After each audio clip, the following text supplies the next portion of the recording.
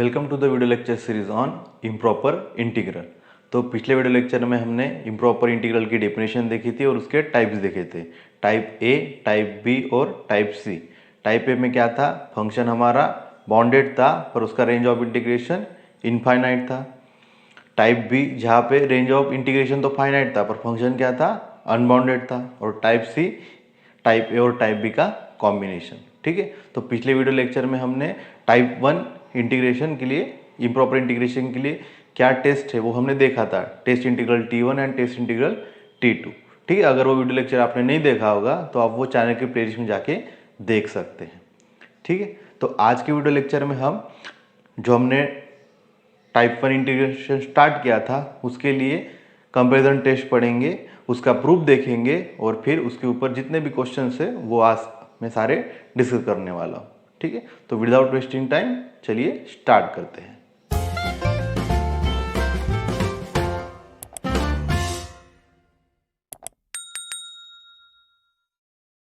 तो देखिए comparison test of convergence of type a integral, उसमें हम पढ़ेंगे सबसे पहले कंपैरिजन टेस्ट वन, इसको हम शॉर्ट में बोल सकते हैं CT1। ठीक है, देखिए इसका statement, let f of x and g of x belongs to C for all x belongs to a to infinity. मतलब इसका मतलब क्या है, f of x and g of x belongs to C मतलब continuous for all x belongs to a to infinity. ठीक है, इसका मतलब क्या है कि f is continuous on interval a to infinity. ठीक है, ओपन इंटरवल ए से इन्फिनिटी तक। ठीक है, नोटेशन है, जैसे एफ ऑफ एक्स और जी ऑफ एक्स दोनों क्या है, कंटिन्यूअस है। ठीक है, एंड क्या है, zero less than equal to f of x less than equal to g of x. F of x की वैल्यू जी ऑफ एक्स से क्या है, छोटी है। For all x greater than equal to a, for all x greater than equal to x के बाद ए के बाद सारी ए जी ऑफ एक्स क्या रहेगा, एफ ऑफ एक्स से बड़ा रहेगा और पॉजिटिव रहेंगे दोनों के दोनों फंक्शन। ठीक है, then integration of a to infinity g of x d x converges. अगर ये इंटीग्रेशन कॉन्वर्ज करेगा तो ये भी इंटीग्रेशन क्या करेगा, कॉन्वर्ज करेगा। और सेकंड, अगर ये डाइवर्ज करेगा a to infinity f of x d x is equal to infinity मतलब डाइवर्जेंट होगा, तो इसकी वैल्यू क्या होगी, डाइवर्जेंट। ठीक है, तो इसी रिलेशन से आपको समझ में आ जाएगा। देखिए आगे हमें पता है, अगर फंक्शन में ये इनइक्वलिटी अगर सेटिस्फाई कर रही है तो इंटीग्रेशन के लिए भी वही इनइक्वलिटी क्या होती है, सेटिस्फाई होती है। ठीक है, अभी देखिए अगर मैंने ये फंक्शन कॉन्वर्जेंस ले लिया, इसका मतलब अगर ये मैंने इंटीग्रेशन इसका कॉन्वर्जेंट ले लिया फ्रॉम ए टू इन्फिनिटी, इसका मतलब दोनों जगह इंटीग्रेशन लग जाएगा। तो यहाँ पे देखिए अगर ये कॉन्वर्जेंट है तो ये क्या हो जाएगा, लेस देन इन्फिनिटी। कॉन्वर्जेंट मतलब कुछ फाइनाइट वैल्यू आ जाएगी, मतलब ये क्या बन जाएगा, लेस देन इन्फिनिटी। तो ये इससे छोटा है। अगर ये फाइनाइट है तो ये भी क्या हो जाएगा, फाइनाइट, मतलब ये क्या हो जाएगा, कॉन्वर्जेंस। ठीक है, तो पहला प्रूफ आपको समझ में आ गया। ठीक है, सेकंड देखिए, अगर ये इन्फिनिटी हो गया, इसका इंटीग्रेशन अगर इन्फिनिटी होगा तो ये वैल्यू क्या होगी, इन्फिनिटी। इंटीग्रेशन करने के बाद ये वैल्यू इन्फिनिटी, और ये वैल्यू इंटीग्रेशन, इसका इंटीग्रेशन ग्रेटर देन इन्फिनिटी हो जाएगा ना। क्या हो जाएगा, ये वैल्यू इससे बड़ी है ना, तो कोई वैल्यू इन्फिनिटी से बड़ी हो सकती है क्या, नहीं हो सकती ना। Greater than equal to infinity है तो इसको भी क्या बनना पड़ेगा फिर, इन्फिनिटी। ठीक है, तो यही इसी से आपको समझ में आ जाएगा। फिर भी हम इसका प्रूफ देखेंगे और फिर इसके ऊपर क्वेश्चन करेंगे। ठीक है, तो फिर पहले जो गिवन दिया है उसे लिखते हैं, फिर वन बाय वन दोनों स्टेटमेंट का प्रूफ करते हैं। तो देखिए प्रूफ जो गिवन है मैंने वो लिखा, f of x and g of x are continuous, belong to C मतलब continuous from a to infinity, and f of x is greater than equal to zero and less than equal to g of x for all x greater than equal to A.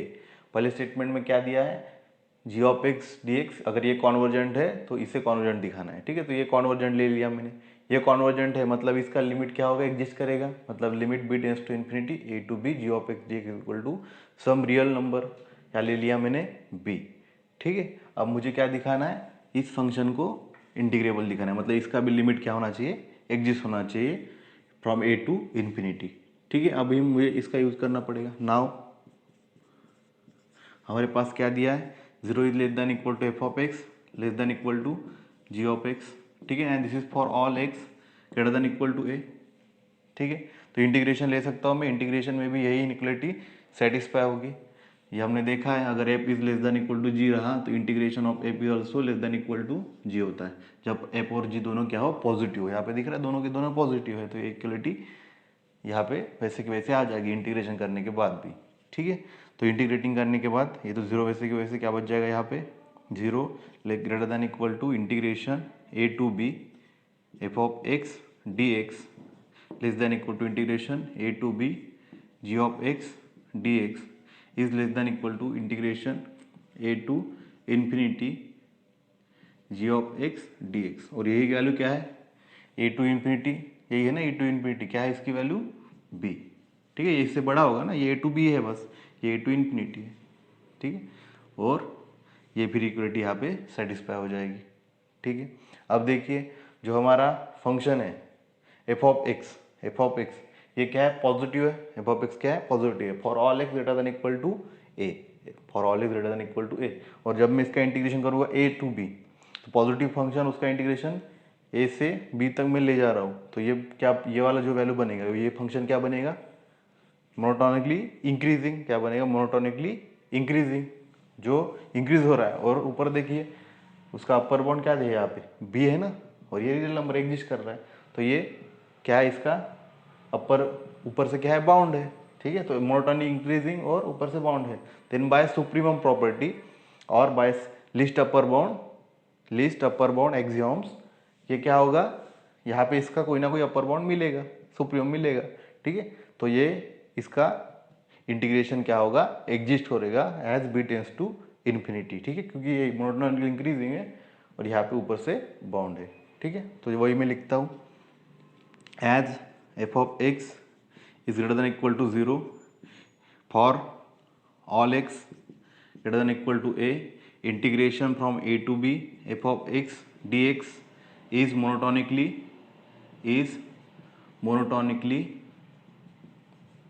increasing, is monotonically increasing for all x greater than equal to a।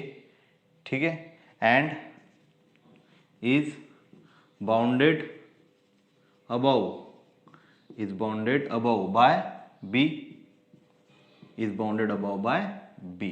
ठीक है, then by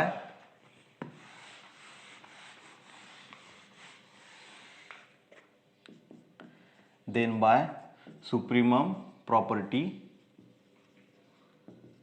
ठीक है, monotonically increasing है और ऊपर से bound है। Then by supremum property इसका integration as b tends to infinity क्या होगा, एग्जिस्ट करेगा। Limit b tends to infinity integration from a to b f of x dx exist. ठीक है ना, इंटीग्रेशन एग्जिस्ट करेगा जैसे जैसे b की वैल्यू बढ़ती जाएगी, मतलब मोनोटोनिकली इंक्रीजिंग है, ऊपर से बाउंड है, तो बाय सुप्रीमम प्रॉपर्टी ये क्या हो जाएगा, एग्जिस्ट होगा। ठीक है, इसका मतलब that is integration a to infinity f of x dx is convergent. इसका मतलब यही हो गया ना, ये क्या हो गया, कॉन्वर्जेंट। ठीक है, तो हमारा पहला प्रूफ हो गया, if f of x is, if g of x is convergent then f of x also convergent. उसका इंटीग्रेशन, अगर इसका इंटीग्रेशन कॉन्वर्जेंट है तो इसका भी इंटीग्रेशन क्या होगा, कॉन्वर्जेंस होगा फ्रॉम ए टू इन्फिनिटी। ठीक है, अभी सेकंड केस में क्या लेना है, अगर ये डाइवर्जेंट है, मतलब इक्वल टू इन्फिनिटी है, तो ये भी क्या आएगा, इक्वल टू इन्फिनिटी। ठीक है, तो अभी हमने जैसे अभी डिस्कस किया था, ये इक्वल टू इन्फिनिटी इसका इंटीग्रेशन, तो ये इसका इंटीग्रेशन इससे क्या हो जाएगा, बड़ा, इन्फिनिटी से बड़ा, तो ये भी डाइवर्जेंट ही हो जाएगा। तो ये ट्रिवियल है, अब क्लियरली दिख रहा है। तो ऐसे केस में हम क्या लेते हैं, मेथड ऑफ कॉन्ट्रडिक्शन। ठीक है, मेथड ऑफ कॉन्ट्रडिक्शन। तो सेकंड केस ले, देखिए सेकंड केस क्या लेंगे, वहां पे f of x let integration a to infinity f of x d x is equal to infinity. ठीक है, तो जैसे अभी मैंने बताया, तो यहाँ पे हम मुझे इसका ये इम्प्लाइज करके क्या दिखाना है, integration a to infinity g of x d x is also equal to infinity दिखाना है। ठीक है ना, तो ये तो ट्रिवियल है, तो जहाँ पे आपको क्लियरली दिख रहा है कि ये ट्रू होने वाला है, वहाँ पे इसका प्रूफ कैसे करेंगे, मेथड ऑफ कॉन्ट्रडिक्शन से। ठीक है, तो मेथड ऑफ कॉन्ट्रडिक्शन में क्या लेंगे, इसका अपोजिट। ठीक है, तो assume the contrary, that integration a to infinity g of x dx converges। ठीक है, तो मैंने ले लिया कि ये क्या है, कॉन्वर्जेंट है। ठीक है, अगर ये कॉन्वर्जेंट है तो बाय केस वन, अभी हमने केस वन किया था ना कि अगर ये कॉन्वर्जेंट है तो एफ ऑफ एक्स भी क्या हो जाएगा था, कॉन्वर्जेंट। ठीक है, देन बाय केस वन क्या हो जाएगा, integration a to infinity f of x d x converges. ठीक है, बाय केस वन अगर ये कॉन्वर्जेंट है तो इससे छोटा फंक्शन ये भी क्या होगा, कॉन्वर्जेंट होगा। बट ये कॉन्ट्राडिक्शन हो जाएगा क्योंकि हमारे पास हमने इस केस में क्या लिया है, ये इन्फिनिटी लिया है। ठीक है ना, मतलब डाइवर्जेंट लिया है। But this is a contradiction, but this is a contradiction to given hypothesis. इसे कुछ नंबर दे दीजिए, आप बता सकते हैं गिवन हाइपोथेसिस 1, तो इसको ये कॉन्ट्रडिक्शन होगा। इसका मतलब our assumption is wrong. So our assumption that integration a to infinity g of x dx converges is wrong।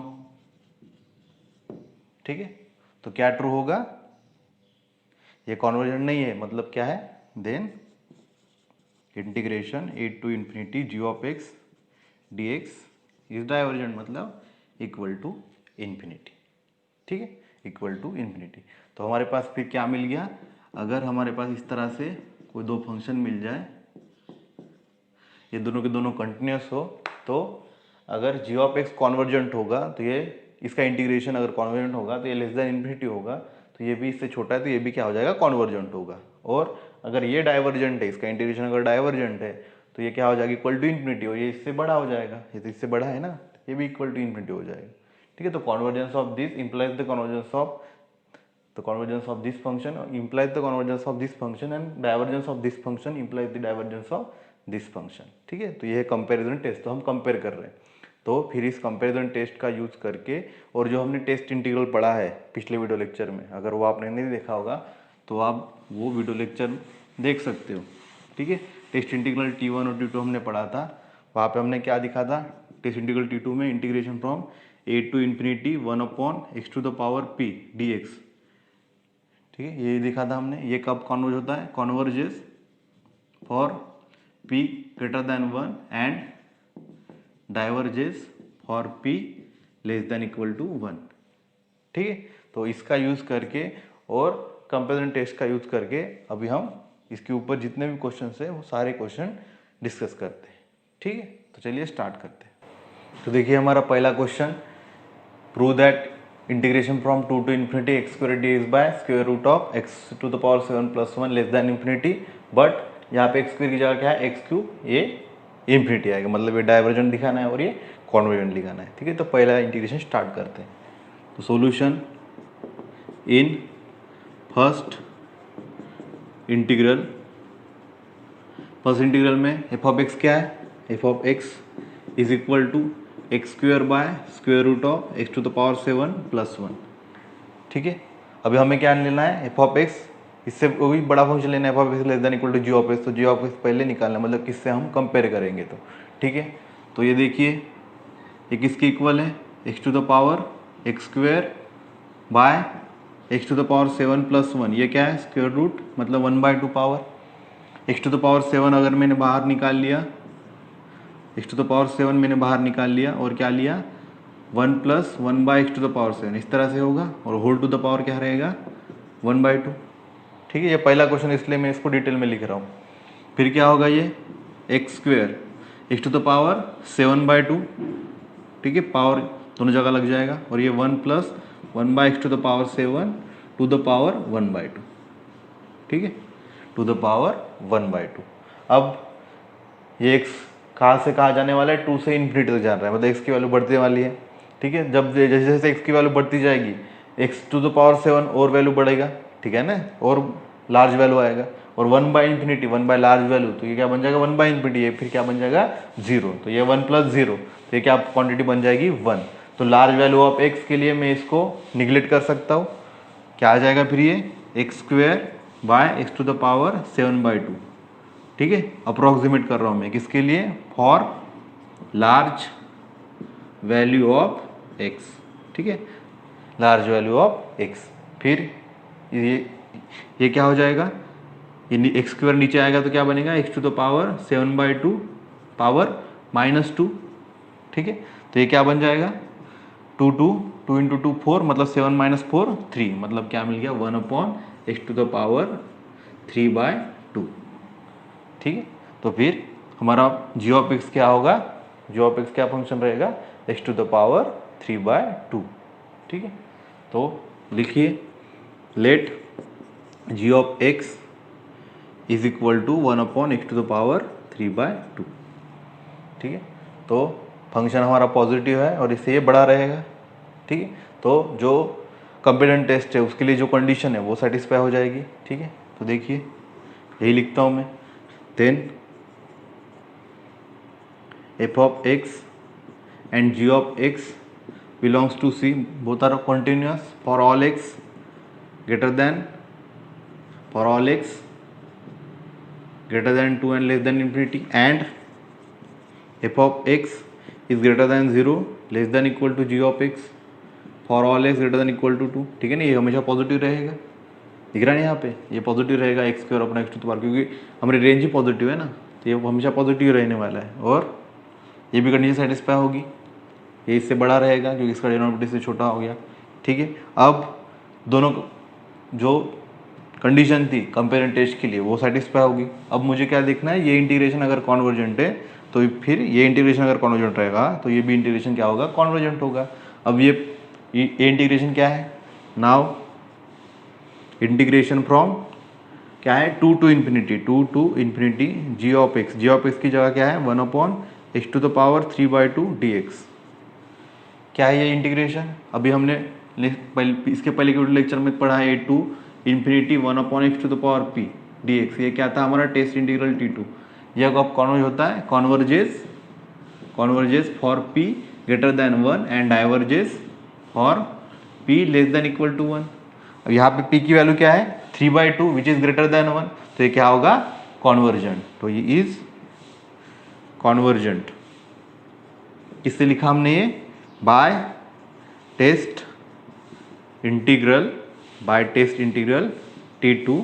क्या है T2 test integral, integration from a to infinity 1/x to the power p dx, ठीक है, by test integral T2 and here p is 3/2 which is greater than 1। p क्या है 3/2 which is greater than 1, तो ये क्या होगा conversion, ठीक है। तो ये इंटीग्रेशन, इसका इंटीग्रेशन क्या होगा convergent. Then by comparison test इससे जो छोटा फंक्शन होगा वो भी क्या होगा कॉन्वर्जेंट, ठीक है। तो लिखते हैं फिर इसको,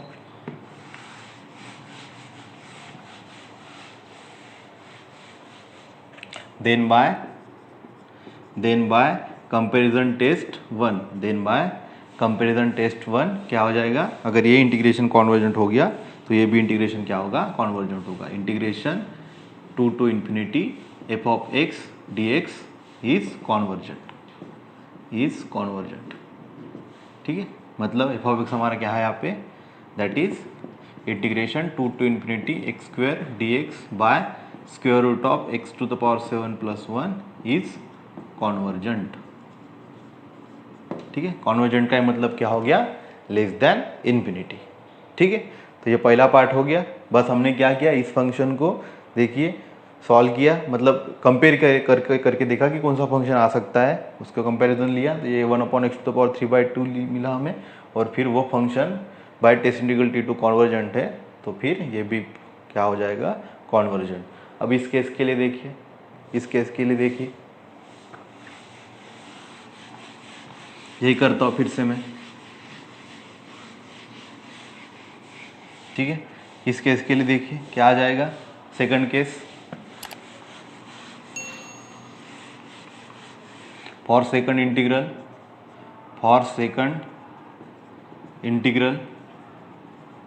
f of x क्या है x³ by square root of x to the power 7 + 1। तो फिर से अभी जैसे किया था उसी की तरह होगा, तो फिर मैं डायरेक्ट लिखता हूँ x³ बाय यहाँ से x टू द पावर 7 में बाहर ले लूँगा, x to the power 7 + 1/1/x to the power 7 whole to the power क्या रहेगा 1/2 मतलब क्या मिलेगा, equal to x³ by x to the power 7/2 और 1 + 1/x to the power 7 to the power 1/2। ठीक है, तो for large value of x ये क्या हो जाएगा, 1/∞ मतलब 0, क्या बचेगा 1, मतलब ये किसके इक्वल हो जाएगा, x³ by x to the power 7/2। तो ये क्या हो जाएगा, नीचे x³ नीचे आएगा तो क्या होगा 1/x टू द पावर 7/2 -3। ठीक है, 3 × 2 6, 7 - 6 क्या होगा 1, मतलब क्या मिलेगा 1/x टू द पावर 1/2। ठीक है, तो इस टाइम में हमारा फंक्शन क्या रहेगा, g(x) x to the power 1/2। ठीक है, तो जैसे वैसे अभी जैसे किया था उसी तरह से फिर से repeat, let g(x) is equal to 1/x to the power 1/2। ठीक है, तो फिर से यही सेम कंडीशन सेटिस्फाई होगी। अब देखिए यहाँ पे क्या आ जाएगा 1/2। तो 1/2 क्या है, यहाँ पे p की वैल्यू क्या आ गई 1/2 विच इज लेस देन 1, तो ये क्या हो जाएगा डाइवर्जेंट। तो ये डाइवर्जेंट है, तो हमारा ये इंटीग्रेशन भी क्या होगा डाइवर्जेंट। ठीक है, तो इज इक्वल टू इन्फिनिटी, किससे लिखेंगे हम ये, by test integral T2 since p यहाँ पे क्या है 1/2 विच इज लेस देन 1। ठीक है, विच इज लेस देन 1, तो ये आ गई इन्फिनिटी, तो इसका भी इंटीग्रेशन क्या आ जाएगा इन्फिनिटी। ठीक है, तो हो गया ये प्रूफ। देन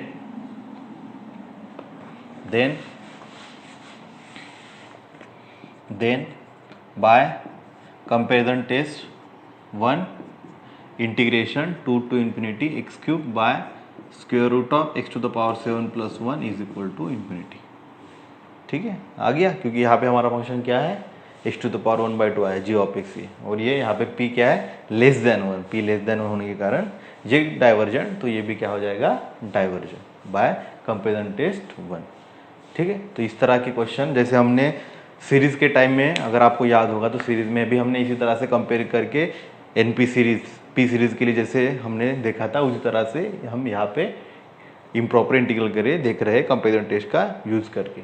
ठीक है, तो यहाँ पर ये फंक्शन हो गया कॉन्वर्जेंट लेस देन इन्फिनिटी, क्योंकि यहाँ पे p की वैल्यू जो हमने कंपेयर किया था उसमें फंक्शन की वैल्यू जो p की वैल्यू थे ग्रेटर देन 1 आई थी, वो यहाँ पे लेस देन 1 आई है।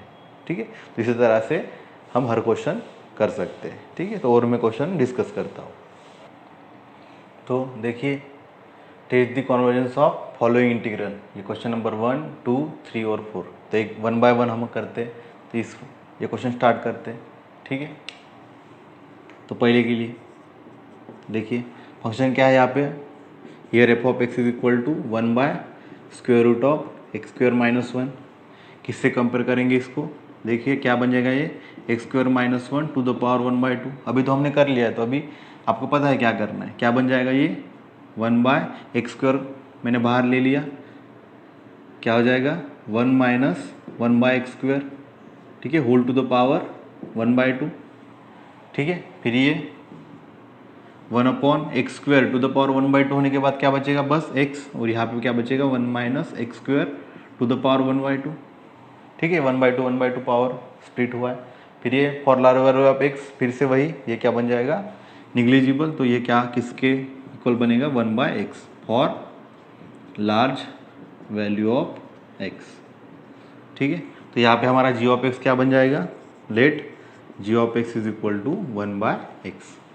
तो here now f(x) and g(x) are continuous for all x greater than 2 less than infinity, and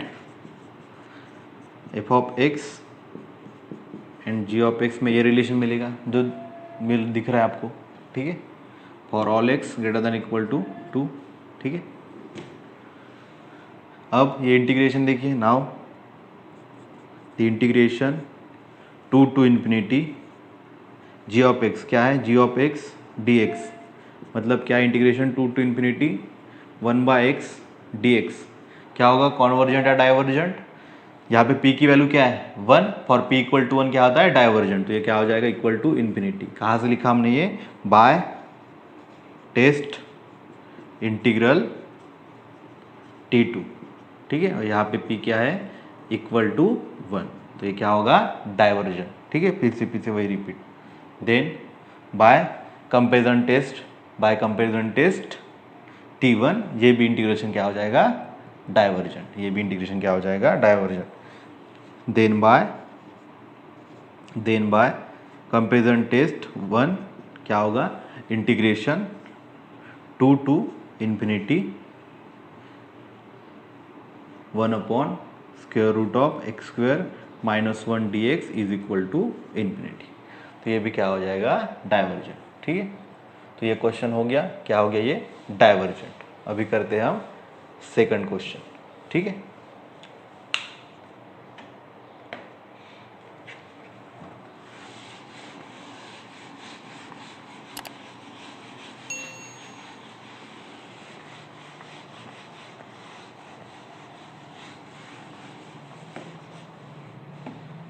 तो देखिए सेकंड क्वेश्चन क्या है हमारा यहाँ पे।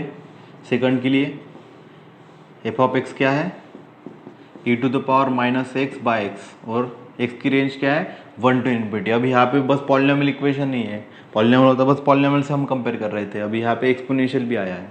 ठीक है, तो अब देखिए फॉर x कहाँ से ग्रेटर देन इक्वल टू 1 से स्टार्ट हो रहा है ना, तो 1/x इसका रेसिप्रोकल क्या होगा, लेस देन इक्वल टू 1। इसका reciprocal less than equal to 1। हमें क्या चाहिए, e⁻⁻x। तो e⁻⁻x से हम दोनों साइड मल्टीप्लाई करते हैं, क्या होगा, e⁻⁻x is less than equal to e⁻⁻x। दोनों साइड में e⁻⁻x से क्या किया है, मल्टीप्लाई किया है। ठीक है ना, एक्सपोनेंशियल फंक्शन है, फ्रॉम 1 टू इन्फिनिटी। ये क्या रहेगा, पॉजिटिव। तो पॉजिटिव नंबर से मैं दोनों साइड मल्टीप्लाई कर सकता हूँ इस तरह से। इसको मैं किससे कंपेयर कर सकता हूँ, e⁻⁻x से। ठीक है, तो फिर यहाँ पे मैं g(x) क्या लूँगा, e⁻⁻x। ठीक है, तो late g(x) is equal to e⁻⁻x। तो ये दोनों कंडीशन सेटिस्फाई होगी। यहाँ से क्या है, इंटीग्रेशन 1 से इन्फिनिटी। ठीक है, ये दोनों की दोनों कंडीशन क्या होगी, सेटिस्फाई होगी कंपेरिजन टेस्ट के लिए। अब हमें अगर ये इंटीग्रेशन कॉन्वर्जेंट है तो ये भी इंटीग्रेशन क्या होगा, कॉन्वर्जेंट होगा। ठीक है, तो नाउ इंटीग्रेशन फ्रॉम क्या निकालना है हमें, 1 टू इन्फिनिटी। ठीक है, 1 टू इन्फिनिटी किसका निकालेंगे, पहले g(x) का। अगर ये कॉन्वर्जेंट है तो ये कॉन्वर्जेंट होगा। तो इंटीग्रेशन फ्रॉम 1 टू इन्फिनिटी, मतलब मैं इसको कैसे लिखूंगा, 1 टू b। ठीक है, g(x) dx मतलब क्या होगा, इंटीग्रेशन फ्रॉम 1 टू b, फिर b टेंड्स टू इन्फिनिटी बाद में लगाएंगे, क्या, e⁻⁻x dx g(x) के लिए। बताइए क्या होगा, इंटीग्रेशन ऑफ e⁻⁻x क्या होता है, e⁻⁻x बाय -1। ठीक है, और अपर और लोअर लिमिट लग जाएगी, क्या है, 1 टू b। ये -1 बाहर आ गया, upper limit e⁻−b minus lower limit e⁻−1। ठीक है, upper limit minus lower limit कर लिया हमने, तो ये क्या मिल गया, माइनस साइन सॉरी ये वैसे के वैसे रहेगा। अब क्या लगाएंगे हम, limit b tends to infinity integration 1 to b g(x) dx क्या हो जाएगा, लिमिट लगाने के बाद -1, यहाँ पे लिमिट बस इसके ऊपर लगेगी, तो कहाँ पे लगेगी, limit b tends to infinity e⁻−b minus e⁻−1। ठीक है, अब देखिए यहाँ पे e⁻−b b tends to infinity, तो क्या बन गया, e⁻−∞, मतलब 1/∞। तो 1/∞ ये क्या टर्म बन जाएगी, 0। तो क्या मिल गया मुझे आंसर, -1 और ये 0 -1/e, मतलब क्या मिल गया आंसर, माइनस माइनस प्लस, क्या मिल जाएगा आंसर, 1/e। क्या मिल जाएगा आंसर, 1/e। ठीक है, तो मुझे कुछ ना फाइनाइट वैल्यू मिल गई, फाइनाइट वैल्यू मिल गई ना, तो फिर ये इंटीग्रेशन क्या हो गया, तो देन इंटीग्रेशन ये क्या है, limit b tends to infinity मतलब 1 टू इन्फिनिटी e⁻−x dx, ये क्या मिल गया मुझे, 1/e, मतलब कॉन्वर्जेंट, दैट इज कॉन्वर्जेंट। ठीक है, तो फिर ये भी इंटीग्रेशन क्या होगा, convergent. Then by comparison test 1 integration 1 to infinity e⁻−x dx converges. ठीक है, तो हो गया। तो ऐसे ज़रूरी नहीं कि हमेशा हमें पॉलिनोमियल इक्वेशन ही मिले, कभी पॉलिनोमियल इक्वेशन नहीं मिलेगा तो उसके अकॉर्डिंग हमें g(x) निकालना है और फिर उससे कंपेयर करना है। ठीक है, यहाँ पे हमें मिला e⁻⁻x -x। ठीक है, अब देखिए थर्ड क्वेश्चन इसी में रिड्यूस हो जाएगा, थर्ड क्वेश्चन इसी में रिड्यूस हो जाएगा। देखिए फिर ये थर्ड क्वेश्चन में अब यहाँ पे लॉग है और e to the power -x है। ठीक है, e to the power -x, तो इन दोनों का ये फंक्शन है दो प्रोडक्ट का। ठीक है, तो प्रोडक्ट रूल से इसको पहले सॉल्व करते हैं। देखिए, consider integral a to b log of x into e to the power -x dx, first into integration of second. अगर ये फर्स्ट फंक्शन और सेकंड फंक्शन है, क्या होता है, first into integration of second, मतलब e to the power -x by -1, sorry, limit कहाँ से कहाँ, 1 टू b। ठीक है, माइनस डिफरेंशिएशन ऑफ फर्स्ट, क्या होगा, लॉग ऑफ x का differentiation 1/x, integration of second क्या होगा, e to the power -x by -1। ठीक है, और फिर क्या बचेगा, dx, क्या बचेगा, dx। देखिए फिर ये क्या बन गया, लिमिट पुट करिए, क्या बनेगा, log of b into e to the power -b by -1। ठीक है, फिर minus log of, lower limit लगेगी तो लॉग ऑफ 1, लॉग ऑफ 1 क्या होता है, 0, तो फिर वो मैं लिखता ही नहीं हूँ। ठीक है, लॉग ऑफ 1 क्या होता है, 0, नहीं पता होगा तो लॉग ऑफ 1 क्या होता है, 0। ठीक है, तो ये हो जाएगा 0 जैसे लोअर लिमिट पुट करूँगा तो। ठीक है, अब क्या बचा, ये इंटीग्रेशन माइनस माइनस क्या हो जाएगा, प्लस, क्या बनेगा, इंटीग्रेशन फ्रॉम यहाँ पे क्या था, 1 to infinity e to the power -x by x dx, ये माइनस माइनस प्लस हो गया, तो ये फिर से यही इंटीग्रेशन हो गया ना। ठीक है, अब ये हमें इंटीग्रेशन पहले चेक करना है, फिर ये इंटीग्रेशन चेक करना है। ये तो हमें देखा पता ही है, ये क्या आता है, कॉन्वर्जेंट होता है। अभी बस इसके लिए हमें चेक करना है। ठीक है, तो इसको हम अलग से निकाल लेते हैं। Now for limit b tends to infinity log of b into e to the power -b by -1। ठीक है, -1 है, तो ये क्या आ जाएगा, माइनस बाहर, limit b tends to infinity log of b, ऊपर e to the power -b, मतलब नीचे चला जाएगा e to the power b। ठीक है, तो b टेंस टू इन्फिनिटी, ये क्या है, लॉग ऑफ b, ये इन्फिनिटी फॉर्म, ये इन्फिनिटी बाई इन्फिनिटी, तो क्या यूज करते हैं हम, L hospital rule. L hospital rule क्या होता है, ऊपर का भी डिफरेंशिएशन, नीचे का भी डिफरेंशिएशन करते हैं हम। तो क्या बनेगा, ये limit b tends to infinity log of b का डिफरेंशिएशन क्या होगा, 1/b, और ये e to the power b का डिफरेंशिएशन फिर से e to the power p। अब देखिए as b tends to infinity, ये क्या बनेगा, 1/∞, और ये भी क्या बनेगा, इन्फिनिटी, तो ये b तो नीचे जाने वाला है ना, b इंटू इन्फिनिटी, मतलब 1/∞, सब नीचे चला जाएगा, तो 1/∞, ये क्या बन जाएगा, 0। ठीक है, माइनस साइन रहे या ना रहे, ये क्या बन जाएगा, 0। तो ये इंटीग्रेशन की value as b tends to infinity, ये क्या बन गया, 0, ये क्या बन गया, 0। तो फिर बस, सॉरी यहाँ पे क्या था, हमारा b था। ठीक है ना, जब हम लिमिट लगाएंगे तब ये इन्फिनिटी बनेगा। तो as b tends to infinity, ये क्या बन जाएगा, 0, और ये इंटीग्रेशन क्या बन जाएगा, 1 टू इन्फिनिटी। ठीक है, तो लिखता हूँ मैं इसे,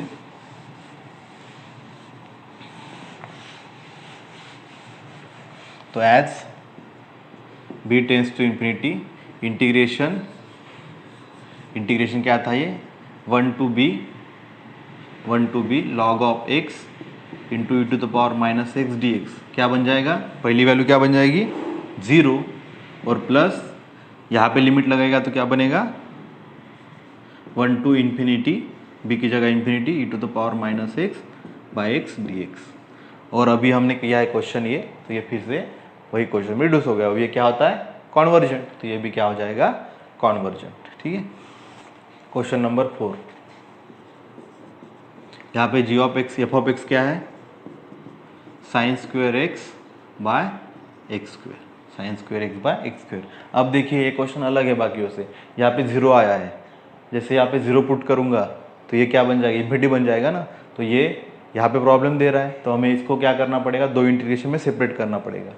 ठीक है, तो सबसे पहले देखिए इंटीग्रेशन 0 से infinity sin² x by x² dx, कैसे लिखूँगा इसको मैं, 0 से 1 sin² x by x² dx plus 1 to infinity sin² x by x² dx। ठीक है, तो ये दो इंटीग्रेशन आ गए, I1 एंड I2, तो इसको नाम देता हूँ मैं I1 और ये I2, ठीक है। ये हमारा इंटीग्रेशन है I, तो ये I1 और I2। अब देखिए इसको अलग से निकालते, इसको अलग से निकालते। ये तो यहाँ पे इन्फिनिटी नहीं है ना, ये प्रॉपर इंटीग्रल है, चेक करके देखते हैं, ठीक है। फॉर I1 क्या है, इंटीग्रेशन 0 से 1 sine square x by x square d x. ये 0 पे प्रॉब्लम हो रहा है ना, तो निकाल के देखते हैं। Limit x tends to 0 sine square x by x square, क्या होता है ये लिमिट, बताइए। लिमिट x टेंस टू 0 क्या होगा, साइन एक्स, दोनों का जगह स्क्वायर है, साइन एक्स बाय एक्स, उसके पावर में क्या आ जाएगा, होल स्क्वायर, ठीक है ना। तो sine x by x as x tends to 0 क्या होता है, 1, तो ये क्या आ जाएगा, 1 का स्क्वायर मतलब 1, तो ये क्या आ गया, फाइनाइट वैल्यू आ गया ना। तो ये यहाँ पे कोई प्रॉब्लम नहीं दे रहा है 0 पे, तो ये फिर इंटीग्रेशन I1 क्या बन जाएगा, प्रॉपर इंटीग्रल। तो I1 इज प्रॉपर इंटीग्रल, ठीक है। तो यहाँ पे कोई प्रॉब्लम नहीं। अब देखना है हमें इस फंक्शन के लिए, ठीक है। अब इस फंक्शन के लिए देखते हैं,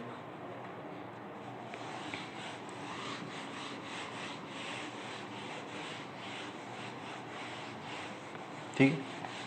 नाउ फॉर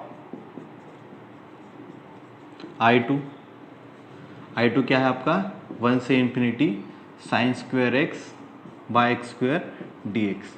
अब इस फंक्शन के लिए देखते हैं, ठीक है। Sine square x by x square, यहाँ पे हमारा फंक्शन क्या है, sine square x by x square. अभी ये sine square x from 1 to infinity, अभी हमें पता है साइन फंक्शन क्या क्या होता है, बाउंड -1 से 1, ठीक है ना। मतलब साइन एक्स का मॉडुलस क्या होता है, लेस देन इक्वल टू 1, ठीक है। तो ये हमेशा बाउंडेड रहेगा 1 टू -1 के बीच में। तो इसको हम किससे कंपेयर कर सकते हैं, हमारे पास पॉलिनोमियल के लिए है ना टेस्ट इंटीग्रल T2, तो इसको मैं किससे कंपेयर कर सकता हूँ, एक्स स्क्वायर से, ठीक है। ये लेस देन इक्वल टू 1 रहेगा हमेशा, ठीक है। तो जी ऑफ एक्स क्या ले लूँगा मैं यहाँ पे, g of x is equal to 1 by x square. अब यहाँ पे देखिए पी क्या है, 2 ग्रेटर देन 1, तो ये क्या हो जाएगा, कॉन्वर्जेंट। यहाँ पे दोनों कंडीशन सेटिस्फाई होगी, तो वो आप लिख सकते हो। नाउ द इंटीग्रल क्या, 1 to infinity 1 upon x square d x, क्या है ये, कॉन्वर्जेस। कहाँ से लिखा हमने ये, बाय टेस्ट इंटीग्रल T2। यहाँ पे P की वैल्यू क्या है, 2 विच इज ग्रेटर देन 1, तो ये क्या होगा, convergent. Then by comparison test 1 क्या होगा, ये भी इंटीग्रेशन क्या होगा, convergent. Integration from 1 to infinity sine square x by x square d x converges, ठीक है। तो फिर हम इसको I1 और I2 में स्प्लिट किया था, पहला इंटीग्रेशन भी कॉन्वर्जेंट हो गया और सेकंड भी इंटीग्रेशन क्या हो गया, कॉन्वर्जेंट हो गया। तो फिर ये इंटीग्रेशन क्या होगा, कॉन्वर्जेंट, ठीक है। तो फिर ये हमने आज कितने क्वेश्चन किए हैं, 4 से 5 क्वेश्चन कर लिए हैं, ठीक है। तो फिर अभी हम नेक्स्ट वीडियो लेक्चर में इसके अलावा जितने भी क्वेश्चन बच गए हैं वो क्वेश्चंस देखते हैं, ठीक है। तो मिलते हैं अगले वीडियो लेक्चर में।